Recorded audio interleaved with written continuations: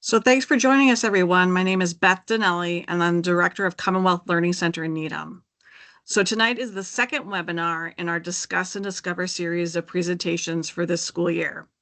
So a bit of information about Commonwealth Learning Center. So Commonwealth Learning Center is a nonprofit agency that specializes in providing one-to-one instruction for students with learning differences, such as ADHD, dyslexia, dysgraphia, and executive functioning challenges. And our teachers use evidence-based approaches and methodologies to help students who are struggling with reading, writing, and math. And teachers also customize the lessons to meet the individual needs of students. Commonwealth Learning Center's mission is to be an educational resource to the community. So just to let you know, there's going to be two more webinars in our series this school year. One is going to be in March and one is going to be in May. So be on the lookout for the dates for those presentations. So tonight's webinar is Handwriting Matters, Building Brains, Skills, and Confidence in a Digital World. And our presenter is Shadi Tayarani. Shadi is an accomplished educator with over 25 years of experience in both private and public schools and the nonprofit, I knew I was going to bumble on that, nonprofit sector. So Shadi has led numerous school improvement initiatives. She's an adjunct professor at Fitchburg State University, where she teaches graduate level courses in language comprehension strategies. She hosts a podcast that explores the science of reading and its application in the classroom. She holds a bachelor's degree in child development from Tufts University, and she has a master's degree in administration, planning, and social policy from Harvard University. So it's my great pleasure to introduce to you Shadi Tayarani. Hi, everyone. Thank you, Beth, for that awesome introduction, and it's so great to be here. As Beth said, I'm in my 25th year teaching. I'm actually still in the classroom at an elementary school in Charlotte, North Carolina. So the things that I talk to you about today are things that I live and breathe every day of my life with my students. Some information on my podcast is there. It's Fresh Ideas for Teaching if you look it up. And my email's there in case you want to reach out to me after this course with any questions that maybe you didn't get to ask in our time together. Maybe some questions come up later that you want to talk about further. I'm always happy to engage with you over email.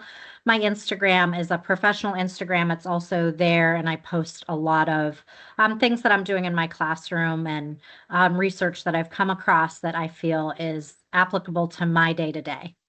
So across the top, just to humanize this two-dimensional format a little bit, is just a picture of me and my kids. That's an old picture, but I love it because I look young and my kids do too. So, and we're all looking at the camera. So I have not updated the picture, but my twins, the youngest ones are in 6th grade now, and my oldest is a freshman in high school. They all went to the school that I teach at. So that was a special thing that we got to experience together. And then some of the books that have shaped me that I love as a parent and as a teacher, Proust and the Squid by Marianne Wolfe, who was actually a professor of mine at Tufts, is beautifully written and such a great, just really a great read, written as though it's a story. And then some of my favorite children's books are there as well.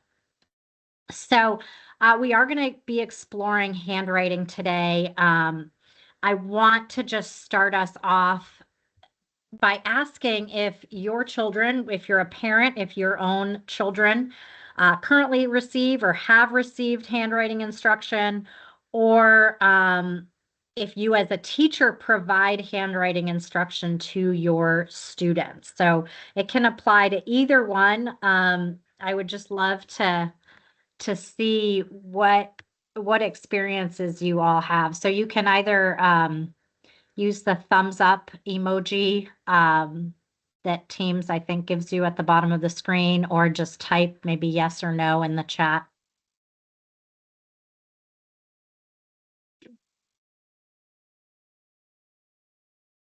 I may need to stop sharing to see your responses. So I think I'm going to stop sharing for a minute. Uh,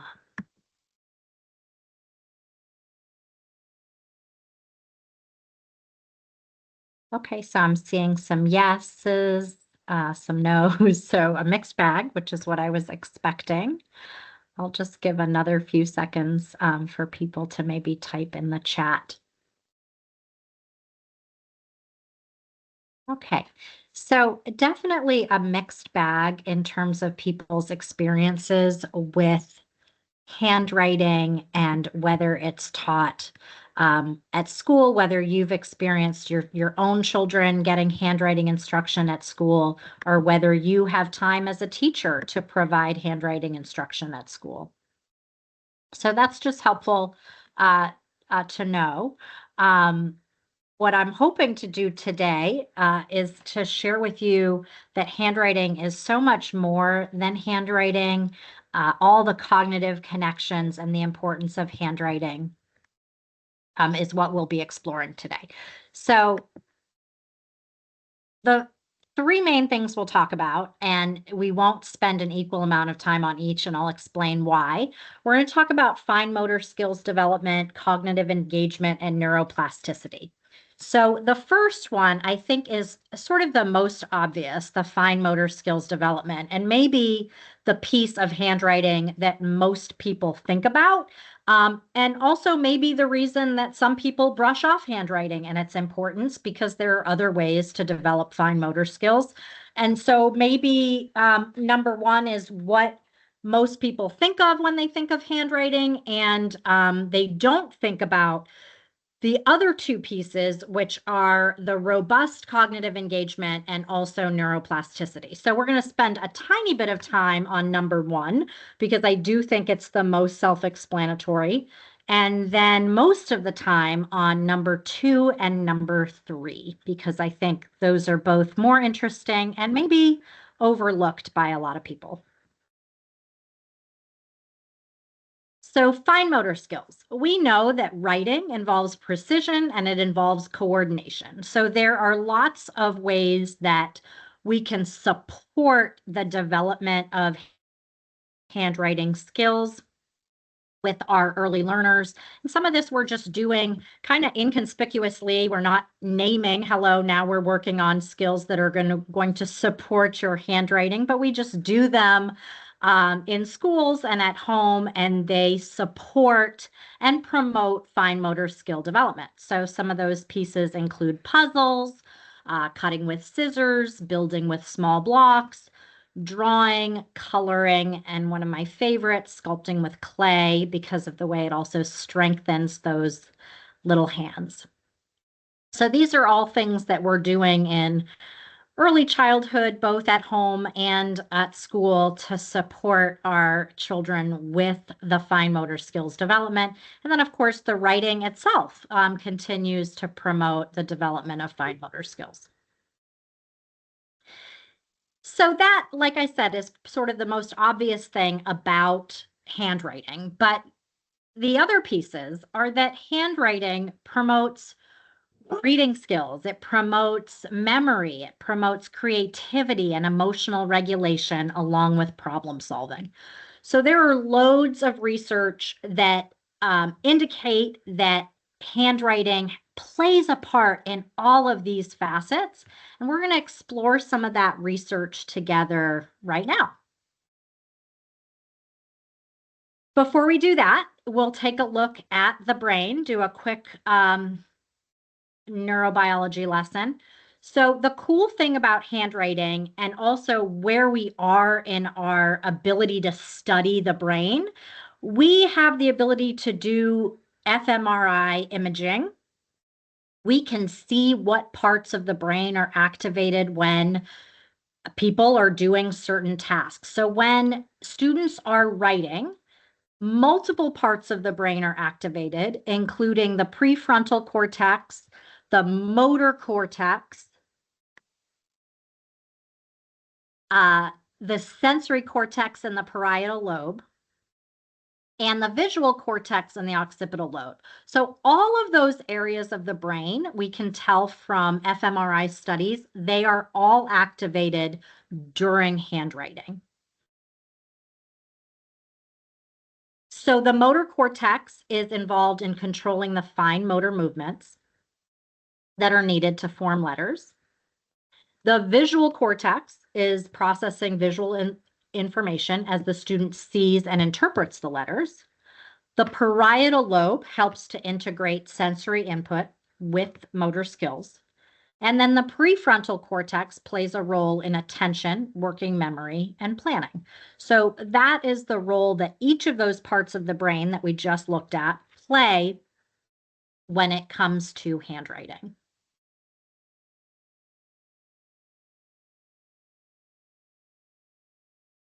So when we think about modern day, and I hear this a lot of times in schools during meetings where parents and sometimes even teachers talk about keyboarding as a replacement for handwriting.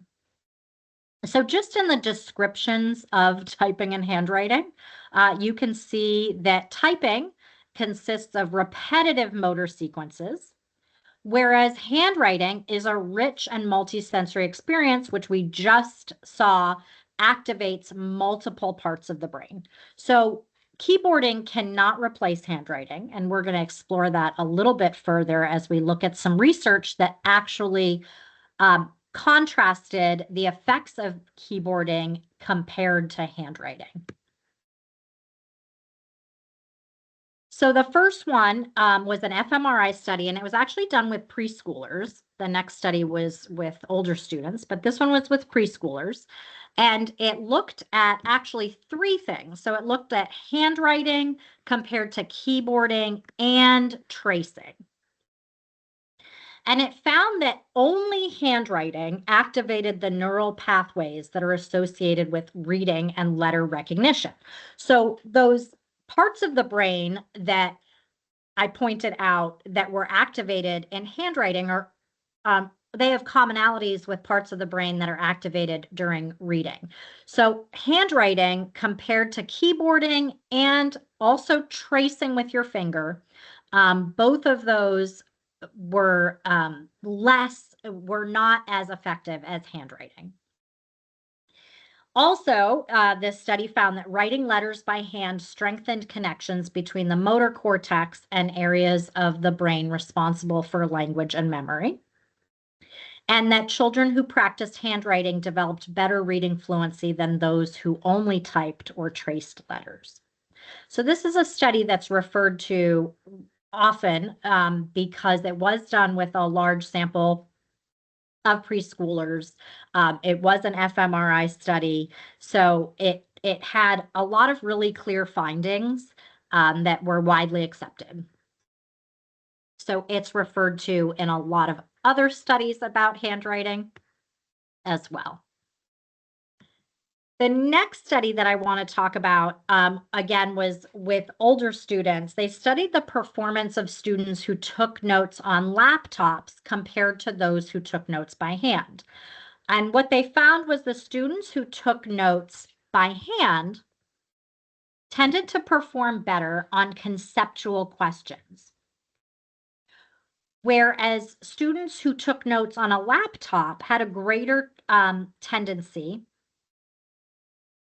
to transcribe rather than paraphrase lectures. So that was a little bit unclear the way I explained it. So in general, students that took notes by hand did better on the conceptual questions. The study found that there wasn't much of a difference on performance on questions that just required kind of rote feedback. So questions that did not require a whole lot of processing and were just more recall type questions. There wasn't that much of a difference between the students who took notes by hand versus the ones who took notes on a laptop.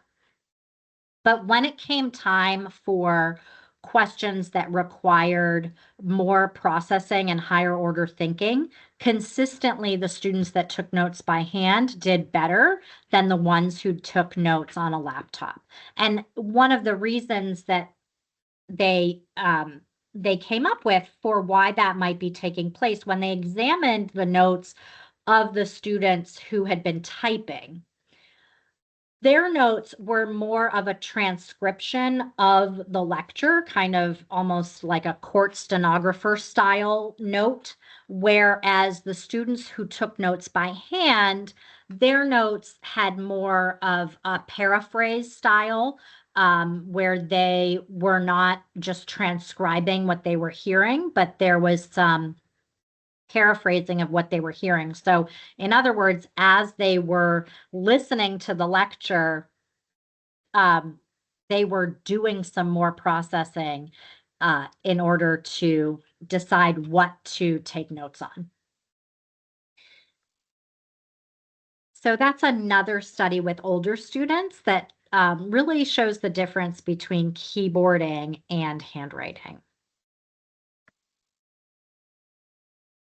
So when we go back to the study with younger students that found that it's so important for students to handwrite, not just to trace letters and not just to learn how to use a keyboard, but just the importance of handwriting in developing reading skills, in developing even reading fluency.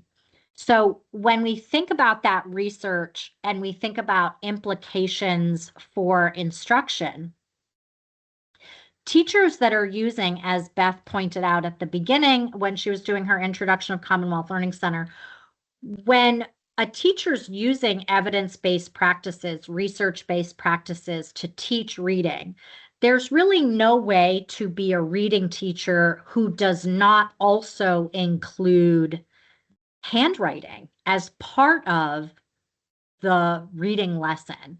So what you see on the left of that notebook paper is a dictation. So that dictation is an important part of most research-based reading approaches. It's a chance for students to go from speech, hearing the sounds, to print. So within the reading lesson, there are times that students are going from print to speech. So they're reading words off of a page. And then they're also going from speech, hearing words, to print. So being able to do both of those kinds of processing and handwrite is really important for developing all kinds of reading skills, um, whether it's decoding or reading fluency. So on the left-hand side, you'll see those are words the student is working on, words that have short vowel sounds, and starting to work on a word at the end that has a vowel team, the OO vowel team, but also working on the CK spelling rule.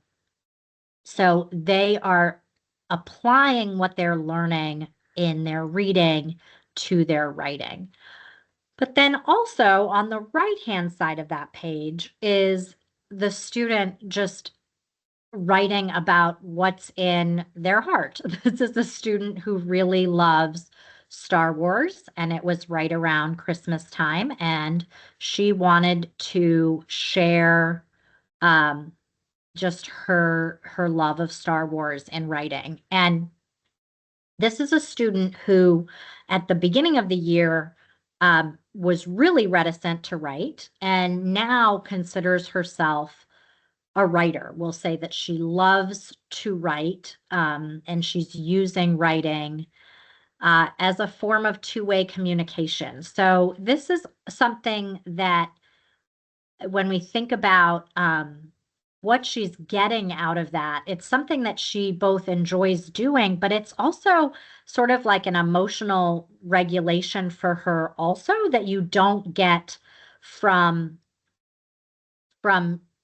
typing. So she's someone who, after she finishes the dictation, she is just really looking forward to being able to share what she wants to write about. And then for me to write back to her. So we have this sort of ongoing dialogue that we go back and forth in her notebook about whatever it is that she wants to share that day. And having her do that writing versus, I don't know, sending an email, it's a slower process. But she's really able to increasingly use what she's learning from dictation and apply it into her spontaneous writing. You'll see that if we were to look at her whole notebook, there are times in spontaneous writing that she's still making some mistakes that she wouldn't necessarily make in dictation because she is juggling more than she would be in a dictation. So in a dictation, you're just writing what you're hearing, whereas when you're doing spontaneous writing, you have to think about, well, what is the content that I'm trying to convey? And I'm also thinking about punctuation, I'm thinking about capitalization, but she's getting more and more confident with that. And it's just something that she really enjoys sharing now. So we want to give students a chance to do both of those types of writing, both the dictation, the contrived writing, and then the spontaneous writing where they get to really express their thoughts and their feelings, and hopefully engage in some two-way communication through their writing.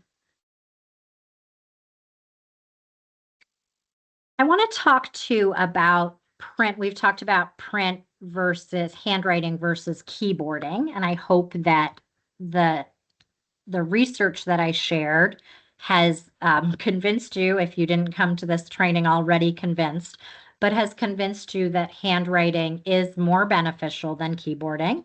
And that is not to say that it's not important to learn to keyboard. It is. There's a time and a place for that, but it's really important, especially with our students in elementary school, for them to handwrite. So now we're going to kind of move to handwriting, print versus cursive. So the research on print versus cursive is a little bit more mixed. Print is important for letter recognition as books are in print and not in cursive.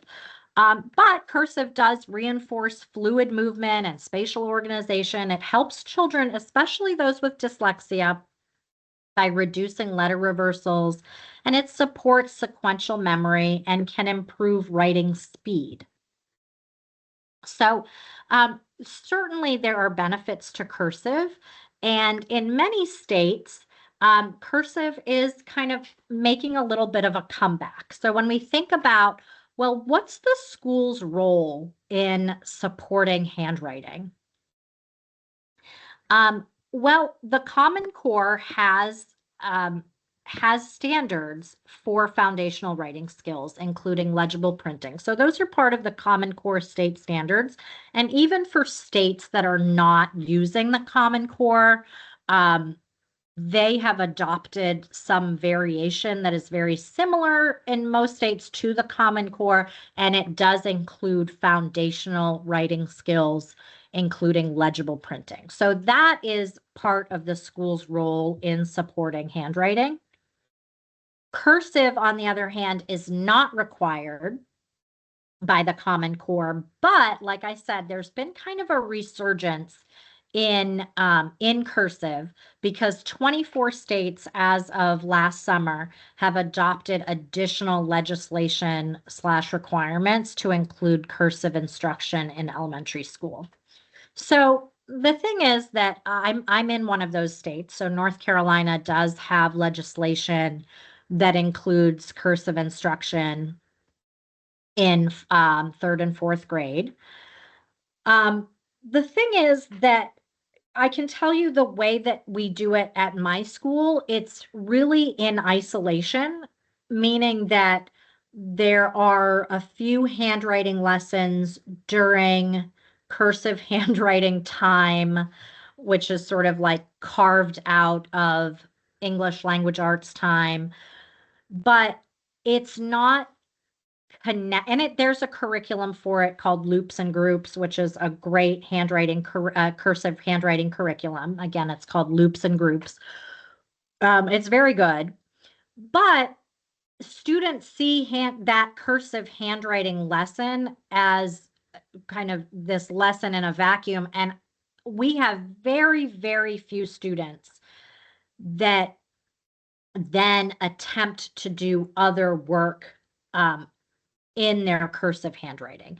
So in other words, these students are kind of participating in this cursive handwriting lesson that is occurring, a couple times a week, but then there's really no carryover to their English language arts class, their other writing that they're doing. So most of the writing that the students at my school do is print. I'm very rarely seeing cursive.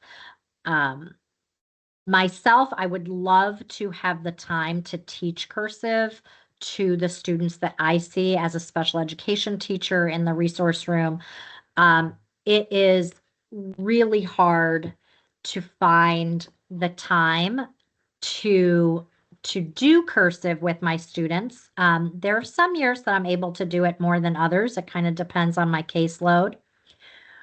But what's also difficult is if my students aren't getting any reinforcement throughout the school day on that cursive handwriting, again, it feels like, okay, well, this is just something that we do, on Mondays, Wednesdays, and Fridays versus something that is part and parcel of my time in school and then my writing at home. Unless there's kind of an accountability structure and a consistency across the school day, then cursive is not going to it's not going to have the desired effects. So I think that until states just develop a little bit more accountability, which I don't know what that looks like, but unless there's more accountability, then it just becomes kind of a box that's checked off that we're doing, but there's not that consistency across the school week and the school year where it's being applied. And again, that's just not very effective. Feel free to stop me at any time with any questions that you might have. So when we think about instructional implications for handwriting, we want to make sure that as teachers and as parents, we're advocating for this for our children, that our students that are struggling as readers, we want to make sure that their reading instruction includes a handwriting component. So any kind of research-based approach, any Orton Gillingham-based approach, some of you might be familiar with Wilson, maybe some of you with Barton. These approaches are going to include a handwriting portion. So we want to make sure that when we have students, especially those that are struggling as readers, that we're choosing approaches to their instruction that include handwriting. If we have a student who's struggling with handwriting, and their reading's just fine, but they are struggling with handwriting and there's more of an occupational therapy, fine motor concern, we also want to make sure that we're using a handwriting approach that's research-based. And I would say the gold standard for that for print is Handwriting Without Tears. It's really a wonderful program for elementary school. I use it in my resource room with students to support letter formation. It's really a great sequential and structured handwriting program. So that's what we want to think about in terms of instruction. In terms of technology, because we know that that's not going away. I'm at a school where every student in kindergarten to grade 2, it's a one-to-one iPad to student situation. Every student has an iPad. So the iPads are not going away. And then in grades 3 to 5, every student has a Chromebook.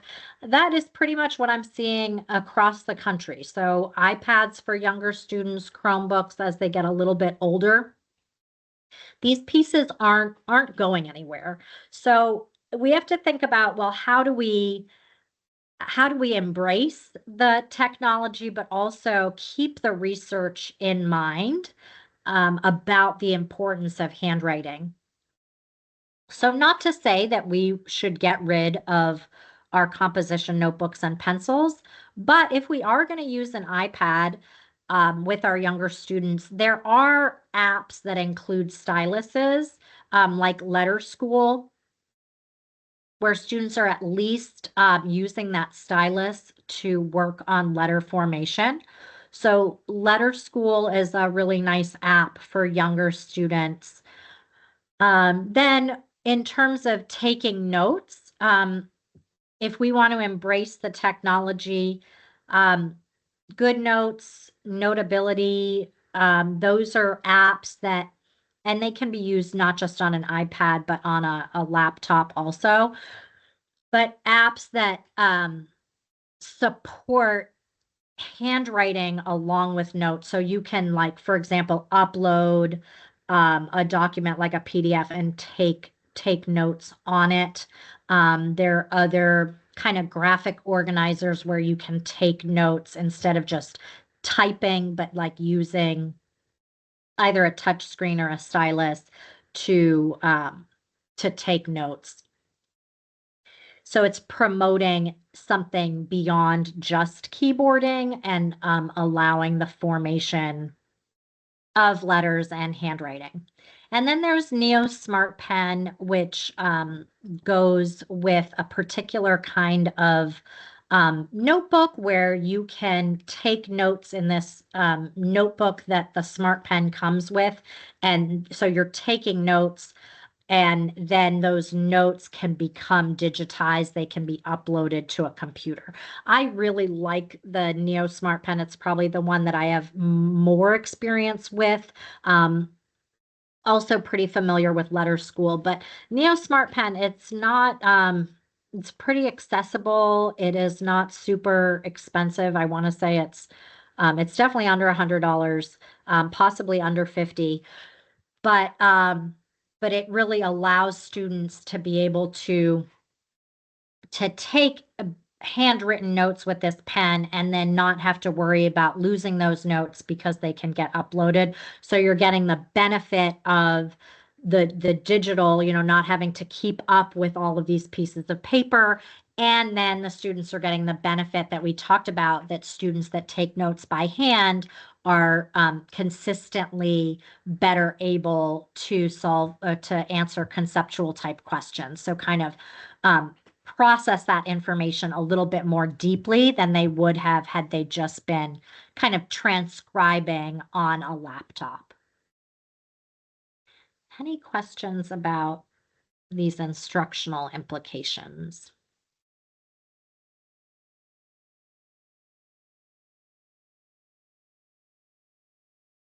Okay. All right. So I want to kind of further that by talking about IEP considerations. Some of you are maybe parents of a student that has an IEP, and some of you are teachers that work with students who have IEPs. So IEP, an individualized education plan. When we consider the IEP that we're creating for a student, we want to consider a few different things as part of that IEP. So accommodations that would allow a student to be successful, a student who's struggling with handwriting, they will benefit from pencil grips, and pencil grips have come a very long way from the days that I was in elementary school, where there were only pencil grips that looked like triangles that you could slip onto your pencil. There are all kinds of pencil grips now. I know the occupational therapist that works at my school has all kinds of options, and she does these sort of trial runs with students to see which one they do best with. But pencil grips can really be a game changer for lots of students. And then slant boards. Lots of my students have that accommodation where when they're sitting at a desk, they're also using a slant board, which at home you can just get a 3-inch binder, and that can be your slant board. The student is kind of writing on that 3-inch binder. The outside of it becomes the slant board. Um, Assistive technology. So again, this is not as a replacement for handwriting, but especially for our students that are having to do quite a bit of writing, we don't want students to sacrifice their amazing ideas and their content knowledge because they're afraid of the amount of handwriting, if that makes sense. So there are students that have um, so much to share inside of them, but then are writing very little because they are intimidated by getting all those words on the paper. So allowing students to use speech to text in content area classes in particular um, is a really, really important piece of assistive technology where they can speak their ideas and really get a lot of great content down for their teacher to give them feedback on. But again, I can't emphasize enough that that's not as a replacement to handwriting. A lot of times in special education, we talk about this idea of we need to keep the ship moving while we plug in the holes or the gaps. So assistive technology is a way to keep the ship moving. We want students to continue to be able to access grade level content and to be successful with grade level content. So allowing them to use speech to text while we're also focusing on handwriting improvement. It is so important for us to make sure that we're focusing on handwriting improvement in kindergarten to grade 3. It is incredibly difficult after grade 3 to help students improve handwriting. Not impossible, it just becomes much more difficult because by the time students are in 4th grade, they have already practiced the wrong thing for a long time. So if we've let them in kindergarten, first, second, and now 3rd grade, continue to make the D the wrong way, continue to start making an H from the bottom to the top. All of these kind of bad habits. I've had 5th graders come to me from other schools where they're making the R by sort of going backwards from the tip of the R and going back and then kind of lifting their hand up and creating the line for the R. Hard for this to translate over Zoom, but hopefully that is making sense. When a student has been making an R like that from kindergarten and they're now in 4th or 5th grade, it is so, so difficult to make the change at that point. It's also difficult kind of emotionally with that student to get the buy-in because, well, gosh, Miss T, I've been making an R like this since I was 5. So now you're telling me that I need to make it in a different way. Very, very difficult. So we really want to make sure that handwriting is something that we are targeting very heavily. The earlier, the better. So if we're noticing students writing their letters incorrectly in kindergarten, we really need to be correcting that in kindergarten or as soon as we recognize that that those mistakes are happening. So we definitely want to give students the opportunity to have explicit instruction in handwriting, but keeping in mind that that there is a time and a place that makes it easier to both provide that instruction to students and to see results from that instruction. I know, again, at my school, the occupational therapist, when she tests a student who's not had OT for handwriting and the student is in 4th or 5th grade, um, it's really unlikely that she will even work on handwriting. She, at that point, mostly works on keyboarding, and she and I have gone back and forth and back and forth, and I'm not sure that we agree on that, but that is a stance that lots of occupational therapists in public schools take with older students, that there comes a point that they will focus on keyboarding as opposed to trying to improve handwriting. That being said, what is interesting is when we look at older populations, typically populations maybe where the person has had a stroke or perhaps there's been a traumatic brain injury. One of the therapies that is involved for people that have had a stroke is actually cursive handwriting because it promotes the acquisition of language that may have been lost as a result of the stroke. So it's interesting that that instruction is part of some brain work that's done with patients after stroke or another kind of traumatic brain injury. Any questions or comments about that?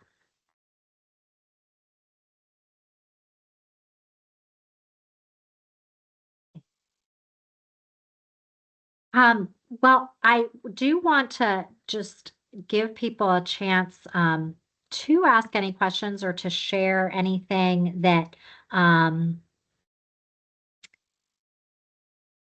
I'm looking at the chat. Yes, Stacy. That was an accident. Sorry. Oh, okay. It looked like your hand was up. Was there anything, any particular concept that was covered today that you want to explore further? That you want more information on, or does anyone, I see that there is an OT here with us, maybe. Does anyone want to share their own experiences, either with their children or in their own teaching practice with handwriting?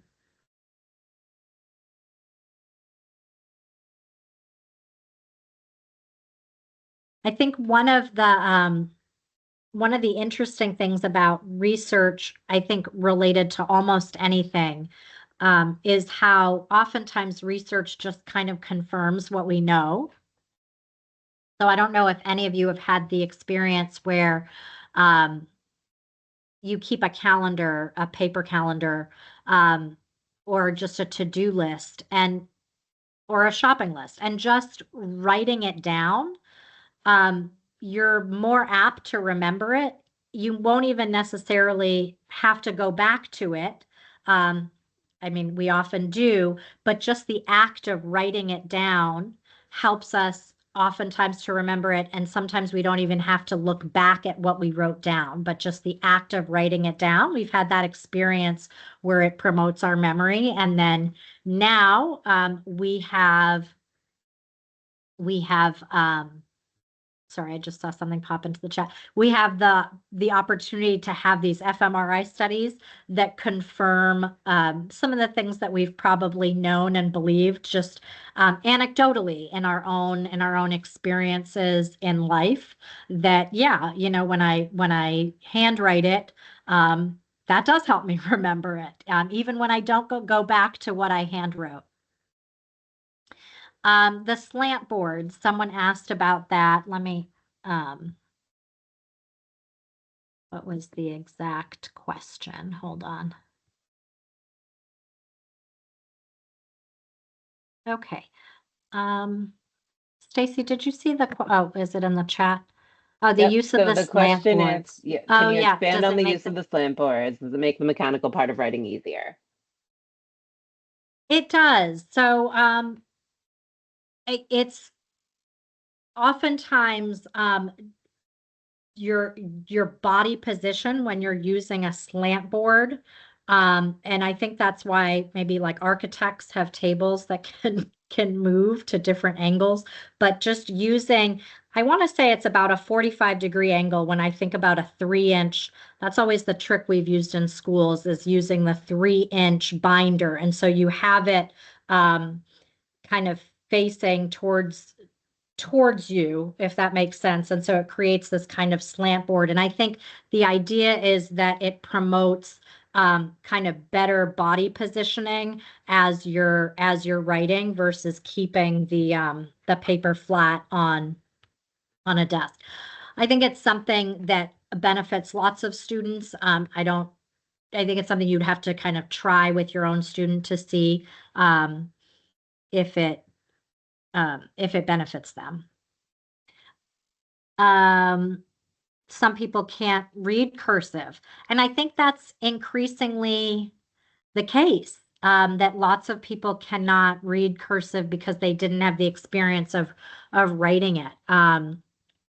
Thank you, Gloria, for sharing that and bringing that to light. Absolutely, that is, I think, having I'm trying to think of when my own children, probably the only time, because I don't write in cursive. I can, but I often just write in when I'm writing cards, it's more of a quick print. But their grandmother writes in cursive, and she's still a letter writer and a card writer, and they'll get letters from her in this beautiful, beautiful cursive. She's in her 80s, and that was part of school, requirement. There was like accountability around it. You had to turn something in. It had to be in cursive. It was probably sent back to you if it was written in something else. So there was accountability around it. And she has this beautiful handwriting. And there are times that my own kids struggle to read what she's written. Yeah, and sign their name and a signature. Yeah. So Can it you see definitely the has, couple of questions under Q&A, Shadi, or would you like me to read sure. those? No, I'm going to switch over to that. Okay. Um, okay. So it says, I have a third grader who's struggling with letter formation. It's a struggle to have him practice using the handwriting books where a child is tracing writing a letter multiple times. So the question is, do you have suggestions or resources which make this practice more fun for the child? Yeah, those books are tough. I know exactly what you're talking about because those books have looked pretty similar for several decades. Well, I will say this, handwriting is one of those things where we don't want to practice it for like 30 minutes at a time. Like if we're just doing handwriting practice, you really only need like maybe 10 minutes. Um, and that's it. And if we can do like 10 minutes every day would be great. 10 minutes every other day would be fine. Any less than that, it's probably not helpful at all. But I would say that if you are going to use a handwriting book, again, the handwriting without tears is probably the best one because it's not just, some of those handwriting books are just alphabetical, where now we're practicing an A, now we're practicing a B, now we're practicing a C, and it's just kind of set up alphabetically. Whereas handwriting without tears has a more logical setup where it'll start with a C. Well, let's make sure we can make a C. Well, now that we can make a C really comfortably, we're going to use that C and we're going to use it to make an A because an A is formed by first making a C. And then we're going to use it to make a D because guess what? A D is formed by also first making a C. And now we're going to use it to make a G because a G is formed by making a C. So it has sort of this logical progression where students can see, oh, wow, cool. Like as long as I can make a C, that's helping me to make all of these other letters. And then it sort of does the same thing with L. Well, let's make an L. Okay, now that we know how to make an L, let's use that to make an H. So it sort of moves in a very logical way, which those workbooks that go alphabetically don't necessarily do that. So I would say short periods of practice, set a timer, um, using a book like Handwriting Without Tears that has a logical progression. I don't know if this would be true for your third grader, but I have some students who just love different kinds of pens. Um, Gel pens. There are so many different kinds right now, even like markers. Would be fine. I like a gel pen better because it has more friction against the paper. But just cool pencils too, like the kind that, the lead comes out and you put it in the bottom and then you have a new sharp pencil. Just different kinds of stationery, different kinds of paper, different kinds of notebooks. I don't know if that would be motivating to your child, being able to use those different kinds of things to practice. And then writing each other notes. So, again, I don't know that that would work because I don't know your child, but I know a lot of my students, and school is different from home. I know that as a parent, but a lot of my students are so motivated to write because they know that I'm going to write back. And we're really using this as like a form of communication. And we get to talk about things that really there's oftentimes like not space to talk about at school. So, one of my students really likes to talk to me about Pokemon Go and his different Pokemon cards. So he'll write to me about that. And then I write back to him and I ask him all these questions. And then we use it as a form of communication. So there it's not just practice, but it has a purpose. So that I don't know if any of these ideas are kind of making a difference for you if you feel like they might be helpful. Great. Thank you. Thank you for that feedback. Um, any other questions or thoughts on handwriting? A couple more that just turned up in the Q&A. Oh, sorry. Thank you. Oh, they're I see them now. Okay. Okay, left-handed students. Well, my friend Beth is left-handed. Beth, do you have any suggestions specifically for left-handed students?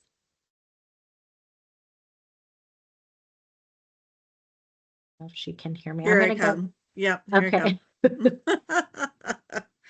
Um, so typically students who write left-handed have a slant to their writing. So I think it's important to, orient the paper so that there isn't a slant to the writing, if that makes sense. Typically, I know myself when I'm writing, if the paper is angled towards the right, I have a slant. So centering it more makes it more perpendicular and there's not that slant. I think that's the biggest thing, is helping them orient the paper, and getting that grip. So I would also suggest a pencil grip for lefties. I think that makes a big difference. So those are the things that I would suggest. That's really helpful. Thanks, Beth. Um, someone put in the chat, a really great link. So I want to make sure, well, it's in the Q&A. Can everyone see the Q&A? Because there's a great link in there that that shares some research about slant boards. Is that something that everyone can see, Stacy, or is it just us? I think so. Okay. Okay, so there's right at the very top, there's a really great link, if people want to just copy that. And then there's a question about, do you think it's beneficial to encourage accountability around handwriting and cursive, similar to the way you mentioned in the card writing? So, short answer, yes. I think anything that we want students to do we have to have, thanks, Stacy, we have to have accountability around it. I think we've become really accountable in schools about reading. And so we have these different measures that most schools are using to ensure that students are making progress in reading, whether it's DIBELS, end of grade testing, various kinds of running records. We are taking lots of data related to reading. We are taking a fair amount of data related to math as well.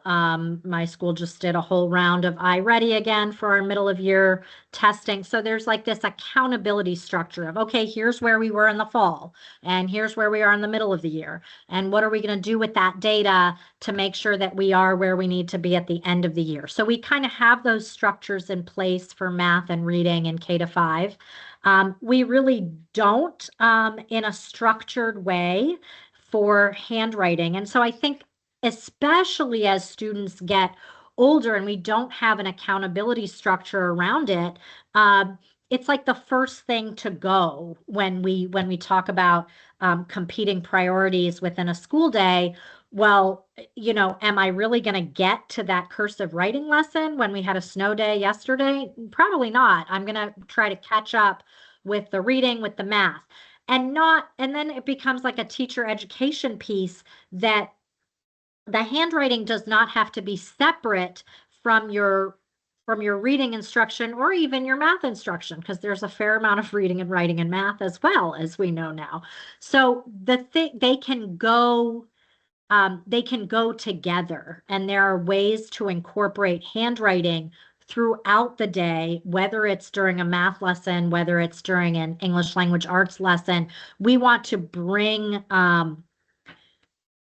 make that handwriting serve a purpose. The number of times that I hear math teachers say things like, well, the spelling doesn't matter. And, and then you're seeing these kids write in their math notebooks and they're like not even writing on the line, and they're writing addition with one D and the ending is SHIN, like we still, and it drives me nuts because it does matter. And it doesn't just matter because of some arbitrary, like, spelling is important. It matters because we have research around like lexical quality around words and seeing those words spelled correctly and knowing what the word parts are. It actually improves our understanding of that word, and handwriting fits into that also. So if we're writing the word multiplication or addition or metric unit or centimeters, and we're spelling it a different way every time,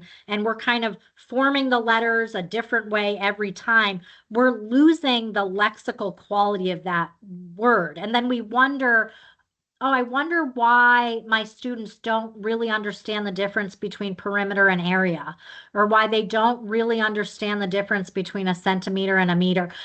Well, the words matter, the spelling matters, the handwriting matters. So all of those pieces are important. There does need to be accountability on it throughout the day. There are short ways that we can project. We have all this technology. Most teachers I know have one of those Elmos. They can put a piece of paper under it that's like a notebook paper and show that we're writing, our heading today, multiplicative comparison. We're going to spell it correctly. It's going to go on this line. This is what it's going to look like, whether it's in handwriting or cursive or print. But it's going to be spelled correctly. We're going to talk about the word parts. It doesn't take that long, but those small moves make a big difference, whether it's in math or social studies, science, or English language arts. So we just don't have the training yet, I think, for all teachers, and maybe the buy-in around that handwriting isn't just a fine motor skill and we're trying to produce students that have nice penmanship. It's really not that, because that argument, oh, you just want to have kids that have nice penmanship. Well, they don't need that because they can just type everything. Well, it's so much more than penmanship. So we now know from all of these fMRI studies, and I just really shared the tip of the iceberg. There are so many studies that are showing us it's really not just penmanship.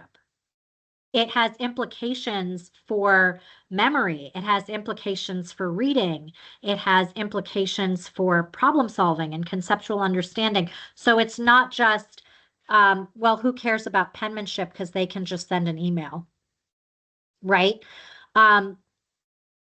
There needs to be accountability, but I think some of that also comes with buy-in, understanding that it's more than penmanship, that there's research around it, and understanding, a shared understanding from teachers across grade levels and content areas that, hey, this is worth it, that this is really worth it, that we need to stop saying your spelling doesn't matter. This is a math class, the spelling doesn't matter. We got to stop saying that and understand why we need to stop saying that. So I think if we're going to have those changes in schools, there has to be just some work that needs to happen. Does that answer your question? Okay, looks like there might be. Okay, that's a great question. So the question is accountability always grading or critique, or does your journal conversation also count as accountability? I think I don't think it's always like grading, but I think it's critique feedback, right? So if a student, like I said, in first grade is creating that R backwards, is creating that H by going up and then lifting their pencil up and coming and making the hump for the H. I mean, just wrong. This is not how we form those letters. And it's not about penmanship. It's about what is going on cognitively, and what's it doing to the speed of your writing when you're creating an H by going up and then lifting your pencil off the paper, coming down to the middle of the H, and then creating another movement. That is slowing you down. We know that writing speed impacts later writing success, right? So if you are writing in that way and you're a very slow and labored writer, guess what? Just in the same way that if you're a slow and labored reader, you don't want to read and you don't want to write.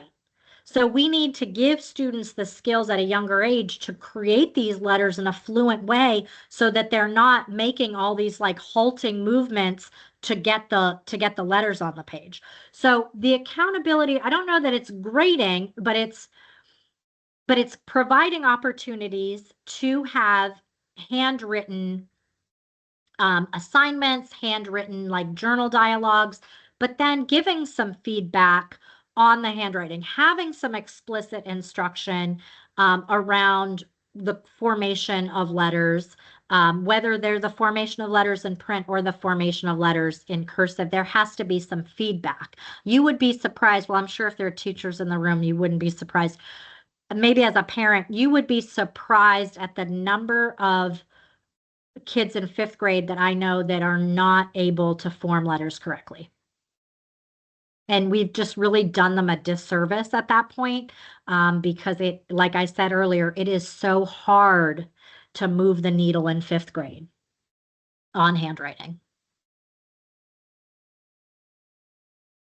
Does that answer that question?